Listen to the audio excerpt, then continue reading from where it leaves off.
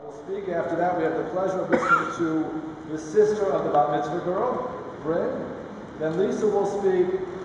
My wife Tamar will speak, and of course, then the grand finale, Amy will speak. It's with great pleasure that I extend our warmest Mazel Tov wishes this afternoon to Amy on her Bat Mitzvah today, to our dear friends Lisa and John, grandparents Jerry and Helen, the entire Weissman and Shapiro families. And Amy, it seems like almost yesterday that you and Tova were 6-year-olds who hid in Tova's room nearly every Shabbat afternoon for the entire year. Every Shabbat there was a place for you at our table, and I think that I took you as a dependent on my tax return for a number of the past few years. I have no idea where the time has gone, but it's been a pleasure watching you grow into the young woman that you are today. Rabbi Ephraim Lunchitz lived in the 16th century in Prague, and he poses the following question on the second verse of this past Shabbat's Torah reading. The verse reads, "Speak to the children of Israel and say to them, a person," is written in singular, "a person from you who offers a sacrifice from these animals, you shall offer your sacrifices." Your is in plural.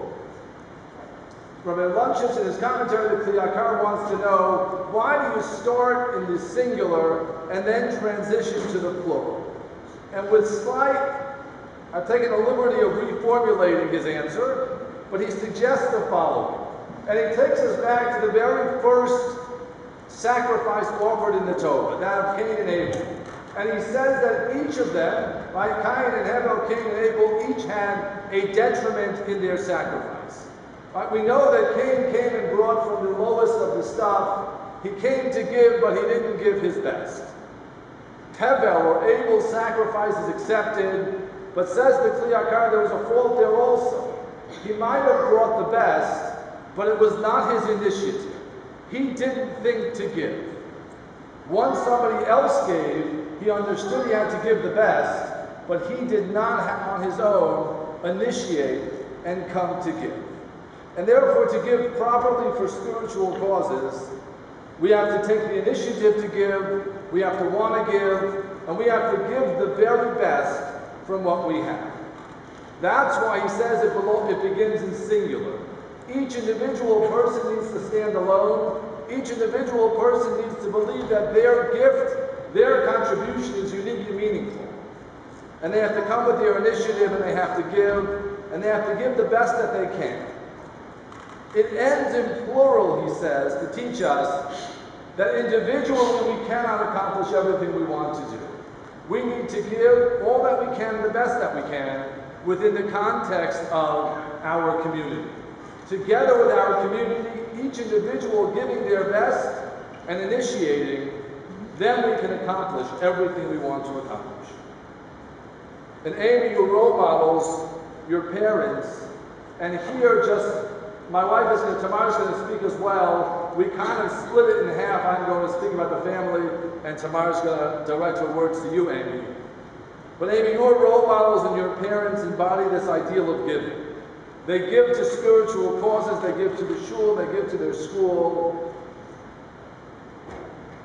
And they understand that as members of a community, they need to give, they need to initiate, and they need to give the very best that they can give. And together with the community also giving, they can accomplish tremendous amounts and succeed in their missions. Amy, you've watched your parents give, and you've watched them initiate, and you've watched them give and leave the house with everything that they have. You've watched them give the best that they have to give. And Amy, today as you celebrate your Bat Mitzvah, you take your place as an individual within the larger Jewish community. You fully understand what it means to be a part of that community. And we look forward to watching you grow and mature and take your place in that community. You're an extremely capable young woman of so much, and we look forward to the mark that you will make upon that Jewish community. And no matter how old you get, no matter how much you accomplish, there will always be a place for you set at our Shabbat table. On behalf of the shul, before I introduce Rabbi Tuckman, on behalf of the shul and the board, it's my pleasure to present to you this siddur with a commentary of Rabbi Jonathan Sachs, who's the chief rabbi of the British Commonwealth, upon your Bat Mitzvah.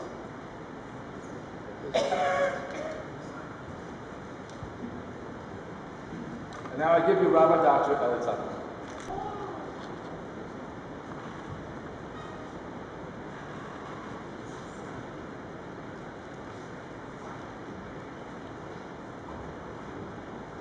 About 6 years ago, I was offered and happily accepted the opportunity to become the founding head of Yeshiva at the Jersey Shore. Now, when I shared this news with friends and colleagues, of course, the first question you're all familiar with. Oh, so where is the school? It's in Elberon. Where's Elberon? Well, it's on the Jersey Shore. Oh, so near Deal? Exactly. Oh, so it's a Syrian school. No, it's an Ashkenazi school. There are Ashkenazim in Deal. So you all know that question. The second question, of course, is very common in educational circles is, oh, so how many students are in this school? And so I answered with great pride, 1. But she's a really good kid. Well, now we have more than 1 student, but I'm happy to say that Amy is still a really, really good kid. Amy, I've been waiting 6 years to tell that story. If it's okay, I'll ask your forbearance. I would like to speak with Amy briefly on the occasion of Bat Mitzvah. So Amy, if you could come up and join me over here, because I'm going to speak a little loudly so that they can hear me. Amy, in the parsha we read yesterday, Parshat Vayikra, the Torah introduces us to all different kinds of sacrifices. And one of the major sacrifices that we learn about is the Karban Shlamim. The Karban Shlamim is called a Shlamim because of the root word Shalim, or Shalom, which are very closely connected, which means peace and whole. The Karban Shlamim is considered a whole Karban because everybody gets a little piece. The Kohen gets some goes in the Mizbeach, and the owner gets a lot of it back to eat. Now, in this coming week's Parsha, Parshat Tzav, which is actually our Parsha now, we're introduced to a very specific subtype of the Karban Shlamim. And that is the Karban Todah, the thank you Karban. Now, the Karban Todah is unique because it is the only Karban that we bring for a feeling, for an emotion. If I feel grateful, I feel I'm thankful, then I bring a Karban. It's worth reflecting on that for a moment. In fact, researchers have found a very, very direct and clear link between gratitude and happiness. Now, it's not what you think. You might think people who are happy have a lot to be grateful for, and therefore they're grateful. It actually works the other way. One study, for example, took 2 groups of college students and assigned them randomly to writing classes. In one writing class, they journaled every day on a topic of their choice. In the other writing class, they had to write every day about something they were grateful for, of their choice, but something that had to do with gratitude. At the end of the semester, they took a happiness survey. Wouldn't you know it, the ones who had been grateful every day, who had expressed gratitude on a daily basis, were happier.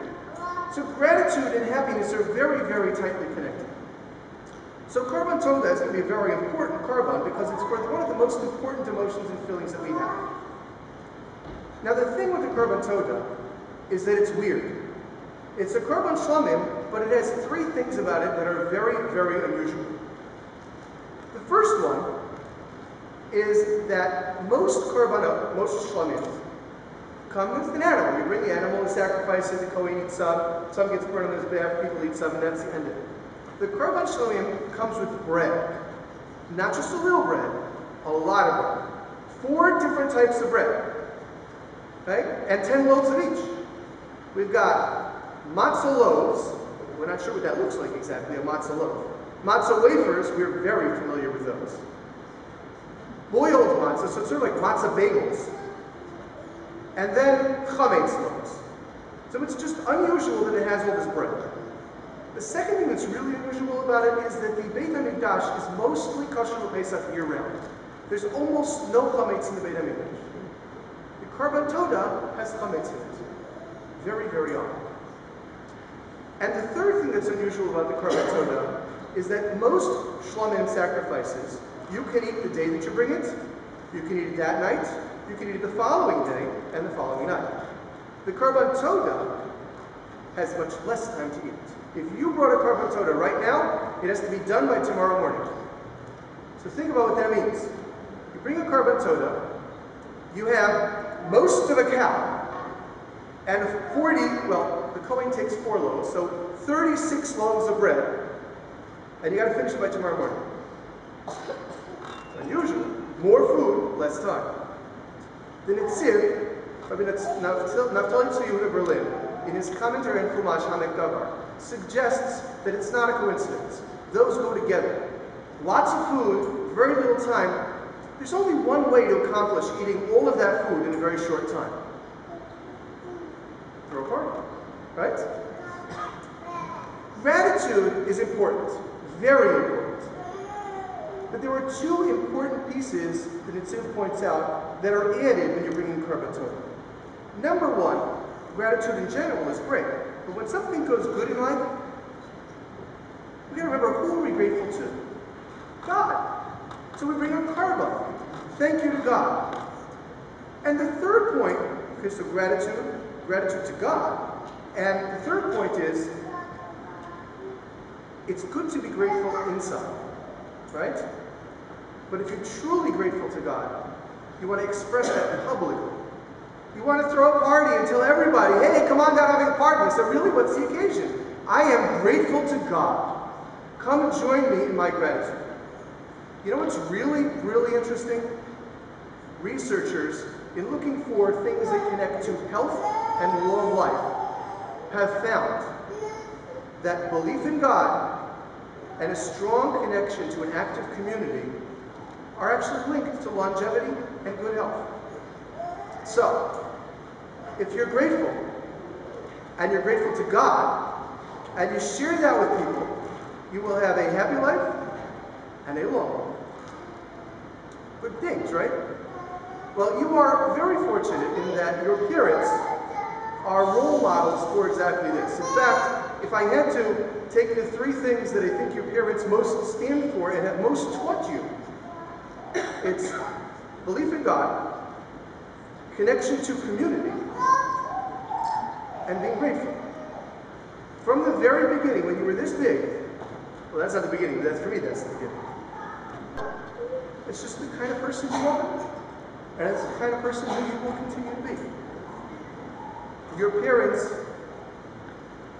have made their presence known here in the shul, and of course in the school, in building a God-based community. And they've role modeled that for you, and you've really taken it on. You have fully embraced your role as one of the few students at the beginning and one of the leaders as the school continued to grow. And as you go forward, my blessing to you is that you will continue to embrace that and continue to grow in your sense of graciousness, in your belief in God, and of course, in your link to community. There is one question we didn't answer. Why chametz? So the Netziv says, you know what?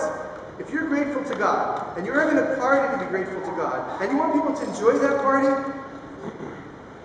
matzah? You want the food to taste good. So you gotta have some chametz at the table. Well, I know that your parents are role models for that. And when we enjoy your Bat Mitzvah celebration today, and we gather as a community to give thanks to God for how far you've come and how far you will come, I know that the food will not only be chametz, but will be delicious. Mazel tov.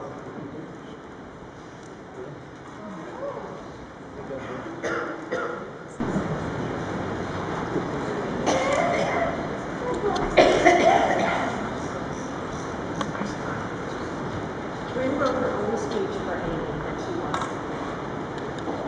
Roses are red, violets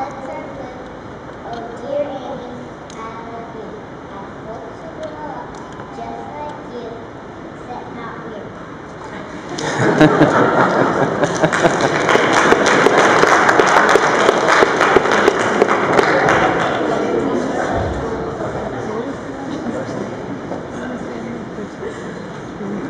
not weird.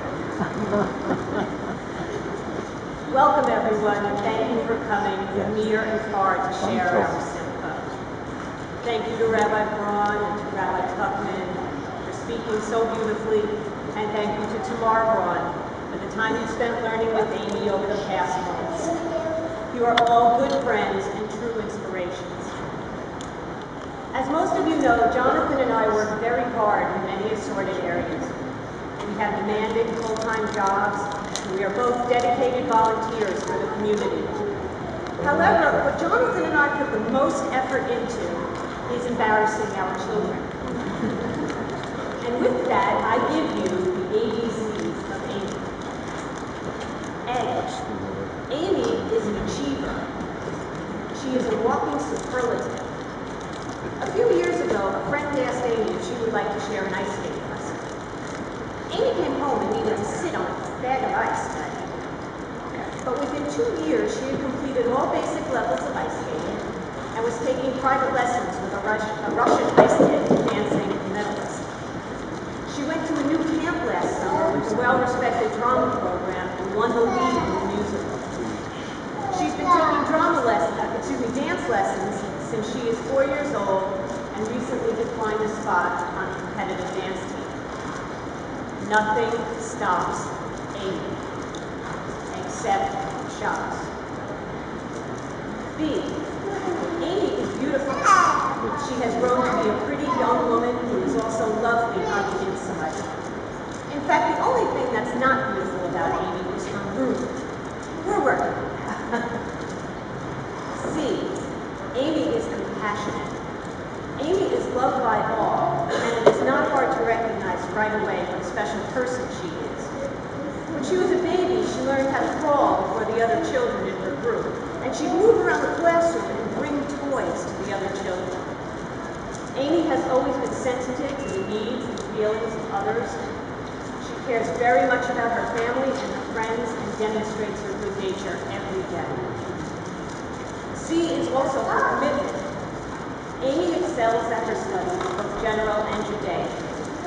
Yeshiva at the Jersey Shore has had a profound, indelible effect on our entire family's lives. And besides the cutting-edge education, Amy's friends and classmates are exceptional people. We're sure that they too will grow up and be outstanding. Amy is a source of overwhelming pride and joy to us, and we are so blessed to have such a sweetheart for our child. Her sister is pretty great too. It is wonderful that Jonathan's parents, Helen and Jerry Shapiro, are here today to celebrate Amy's special day. It's so nice for our children to have their grandparents close by. And we thank you for having the foresight those many years ago to move down here so we could become members of this community of Brothers of Israel and Yeshiva at the Jersey. I am heartbroken that my parents did not live to see this day. But I thank Hashem for the blessings that are my brothers, Paul and David Weissman. Paulie, we have such a good time together. And David, you are my pal, and you always will be. Thank you both for your unconditional love and support. Amy, may you continue to be the amazing person you have always been and strive to be. Daddy, Bryn, and I love you so much. And our wish is that you always love and respect us, even when we're embarrassing you.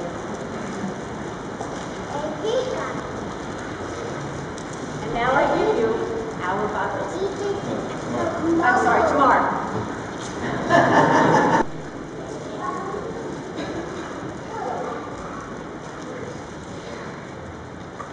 I'm also going to speak to Amy, but I'm not going to make her stand here. Amy, when we moved here, I remember wondering and hoping that Tova would find that good friend, that best friend, and I wondered who it would be. You and she were, the closest in age, and I wondered if you'd hit it off. but you seem so different. And now 6 years later, 6 years of Shabbat lunches, of Tova coming over to swim or hang out, the two of you sharing your interest in books, and movies, clothes, complaining about siblings, parents, and shopping sprees at the mall. It seems you found things in common. And it seems that Tova has found her best friend. And we all benefit, because somehow you come over and everything is just so much more fun. And I benefited for sure, because I had the opportunity to learn with you, and I had a ton of fun. In the Mishnah Bava, Ethics of Our Fathers, the rabbis make the following suggestion. Aseh lecha rav ukneh lecha chaver. Find yourself a rabbinic authority or teacher and acquire a friend. Interesting that they would put the two in the same statement, that they would equate a Torah teacher, a guide in religious life, with finding a friend and having somebody to share your life with. It must then be a specific kind of friend, if it's going to be on the same footing as finding a Torah guide and teacher. A friend who can help you be the best you, and not just a friend just to hang out with at the mall. What then is considered a good friend? So to answer this question, I looked at the two women that we studied together, Esther and Ruth. And as role models, what can we learn about friendship from these two women? I looked at Ruth, who left her homeland and family, everyone she knew since childhood, everything that was familiar, to go with Naomi back to Israel, so as not to abandon her to poverty and loneliness. I looked at Esther, who had the opportunity to save herself from Haman's decree by simply keeping silent about who she was and denying that she was part of the Jewish people. Instead, she revealed who she was and saved the Jewish people. This is real loyalty, a willingness to stick by those who you love and who love you, even when things are difficult, and a loyalty to your people by not separating yourself just because it's hard. So that's loyalty. And then I look back to Ruth, who needed to marry Boaz to continue the name and memory of her dead husband. And she followed Naomi's advice in going to Boaz, risking her reputation, risking being mocked and cast away, trusting that Naomi knew the best course of action and was doing what was best for her. And then I looked at Esther, following Mordecai's advice and going to the palace, listening to him even as she became the queen the same way she had as a child, and then willing to risk her life for her people on the advice of Mordecai, to trust that he would guide her to do the right thing. Trust, that's another true component, an important trait for a real friendship. Amy, you are a loyal friend. For all the ups and downs of friendships, you stay true to those you care about, and they know they can count on you. They know they can trust you as well, not to betray a confidence or for anything. I remember once when you were being accused of doing something you didn't do, and you wouldn't say who it really was, even though it would have gotten you out of trouble. You're a good friend, and you inspire trust and loyalty in those around you. Amy, we've benefited from your friendship, not just Tova, our whole family. We're really lucky. And we're looking forward to your continued friendship, and we're looking forward for years to come. And we're looking forward to watching you grow into a young Jewish woman, embodying the traits of Ruth and Esther and all of our role models in the Torah. Mazel tov. And now I think it's Amy's turn.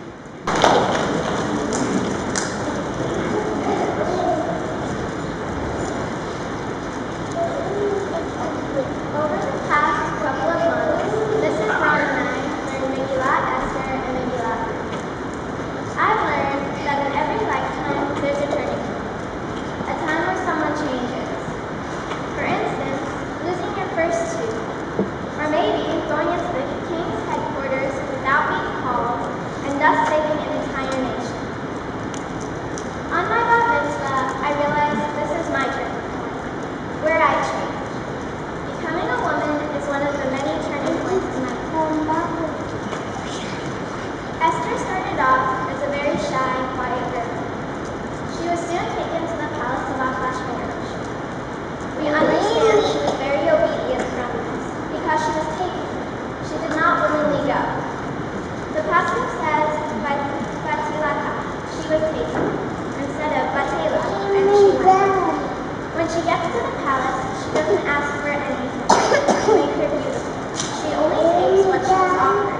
also shows a lot of respect. When Ahasuerus chose Esther to Megillah says, "Vayesem Esther Malchut Berosha." Ahasuerus placed the crown on her head. She did not take it, and it was not given to her. It was placed upon her head. A great example of restraint is when Mordecai tells Esther not to tell anyone her leader, and she doesn't, even when she becomes queen and she can make up her own rules. En Esther Magadet Molat Tav Et Hamat Asher Tiva Aleha Mordecai.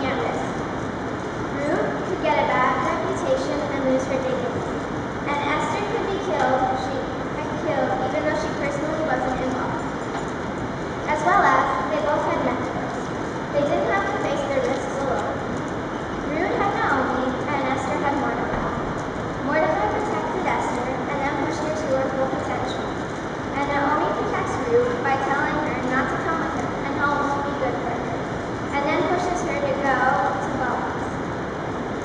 We learn from both of these amazing women we are always growing and changing, but they teach us when to be strong and when to let others take control.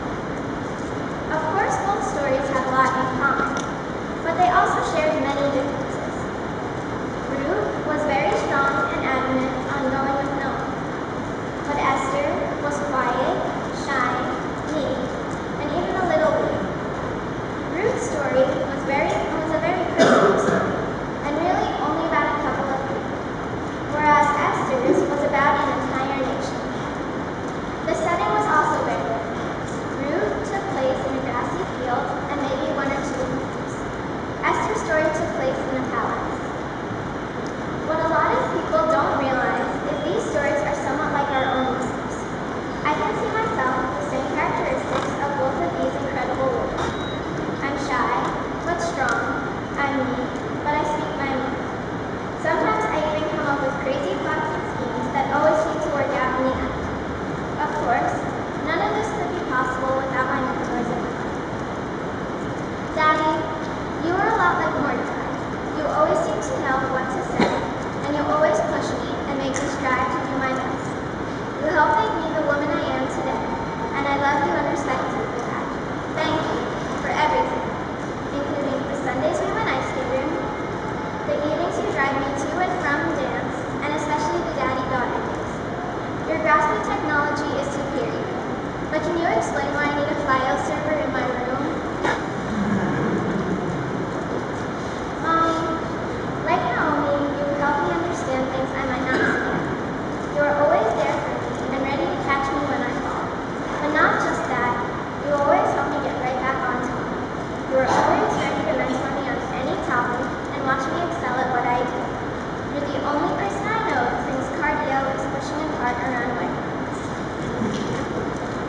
Bryn, when I found out my only child's status was about to end, I must admit I was not overjoyed. But once I met you, I couldn't be happier that you are my sister. I love you so much. All I ask is you stay out of my room. Grandma and Grandpa, you always seem to be there when I need you most. Being able to see you every Shabbos really makes me feel joy inside and out. I look forward to having your potato lockers in the Mr. Uncle Paul, although I don't see you as often as I wish I could, it just makes every visit even more special. I'm glad you could be here today, if not every week. I especially like the time we went to Barnes & Noble and discussed that you think I should go to college. I'll keep your advice in mind as I finish 6th grade. Uncle David, you've been my buddy since I'm 10 days old. We spent a lot of special time together, and I cherish every moment of it. I love our handshake, and if anyone wants a demonstration, we will be showing it later. Rabbi Braun, you opened your home to me since I was 6 years old, and especially these past couple of months, you not only made me feel welcome, but like a part of your family. Rabbi Tucker, as the first student enrolled in RJS, I have seen the school grow from the day it opened with the 4 of us to what it is today. Yeshiva at the Jersey Shore is like my home for 5 days a week. Ever since coming in 1st grade, my knowledge of Judaic